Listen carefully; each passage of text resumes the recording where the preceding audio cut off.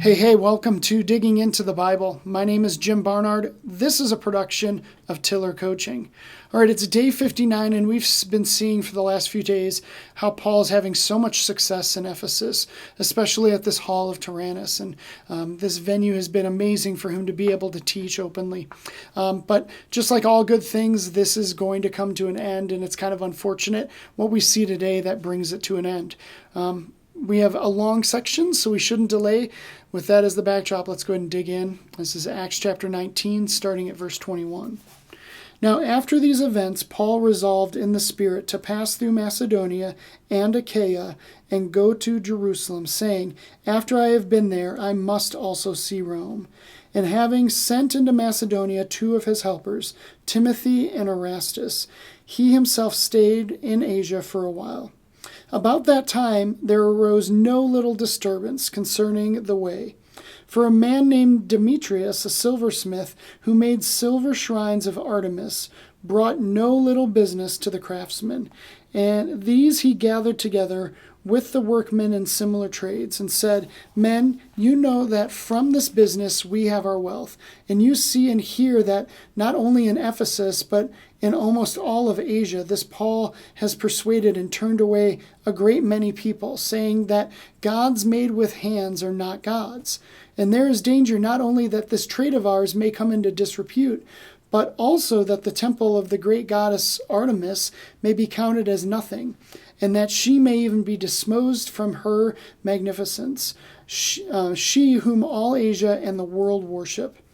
When they heard this, they were enraged and were crying out, "Great is Artemis of the Ephesians!" So the city was filled with the confusion, and they rushed together into the theater, dragging with them Gaius and Aristarchus, Macedonians who were Paul's companions in travel. But when Paul wished to go in among the crowd, the disciples would not let him. And even some of the Asiarchs, who were friends of his, sent to him and were urging him not to venture into the theater.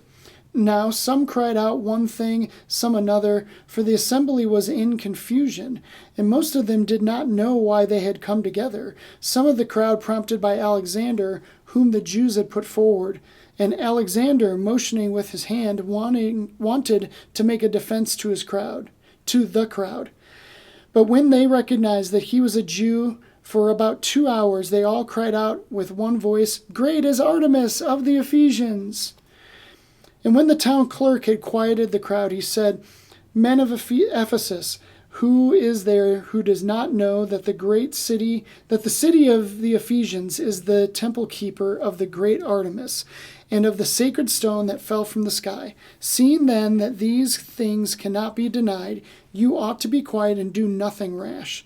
For you have brought these men here who are neither sacrilegious nor blasphemers of our goddess.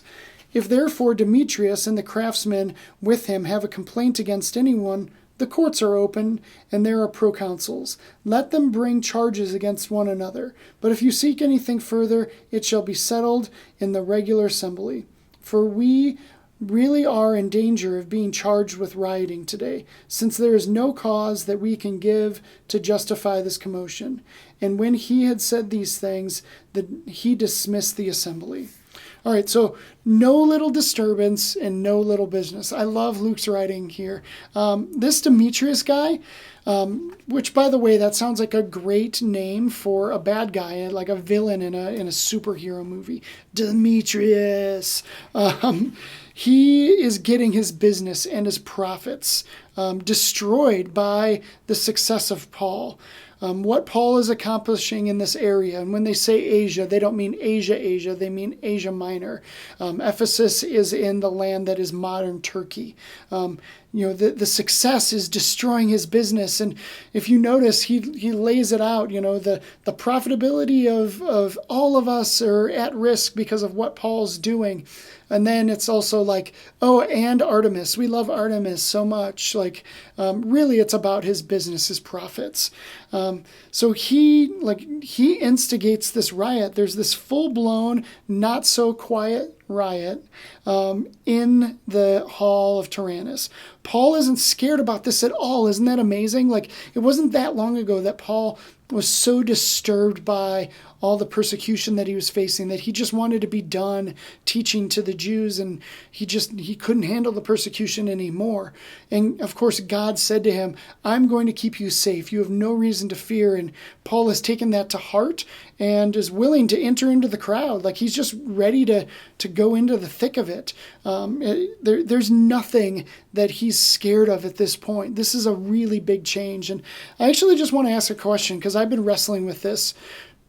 Would you go into the crowd? Is the message of Jesus, God's very word, is it worth it to you? Would you risk yourself going into the middle of this crowd, of this riot, for the sake of Jesus? I don't know. It's a hard question to answer. I mean, obviously, few of us have had to ever experience anything remotely like that. But I don't know, man. I just want to challenge myself to say, I would be willing. It's easy for me to say it, but I want to think that I would be willing. I go to great lengths to share the message of Jesus, and so I believe that I would go into that crowd, and I hope you would come with me. So I'm over time. That was a long section, and I stumbled over a few words. Thanks for sticking in there with me. Thanks for watching. Thanks for listening. I'll see you tomorrow as we continue on with Acts chapter 20. I will see you then.